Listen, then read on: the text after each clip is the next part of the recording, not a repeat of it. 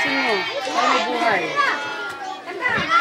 Happy birthday to you!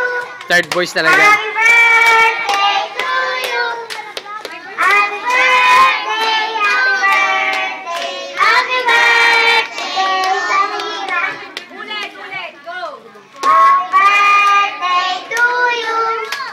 Happy birthday to you! Walang handa. Happy birthday! Happy birthday! Happy birthday to you!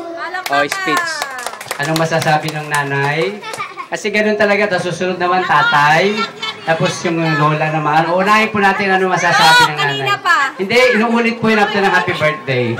Wala pong kainan. Kung gusto mo kaming gutumin, bahala ka. Basta kailangan magsalita. Ano sasabihin sa mga bisita. Unahin muna natin sasabihin sa anak. Happy birthday, Samira!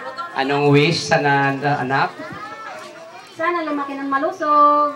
Sobra na siya sa lusog. Ano pang susunod? Maging healthy. Wala, tama na. Matuwid sa tama. Meron bang hindi matweet sa tama? Ang gulong kausap dito, adik pa to. Okay. Sige, pinapatawa lang kita kasi ayaw umiyak ka. Ano naman masasabi mo sa nanay mo? Ay, joke. O, ano naman masasabi mo sa tatay? Salamat. Maligta dyan. Imbes na yung tatay magsalita. Lumapit ka rito, ama. Okay, sige. Anong gagawin susunod? Okay, paano nga? Kayo magdi-distribute dito? O pipila sila? Paano ba?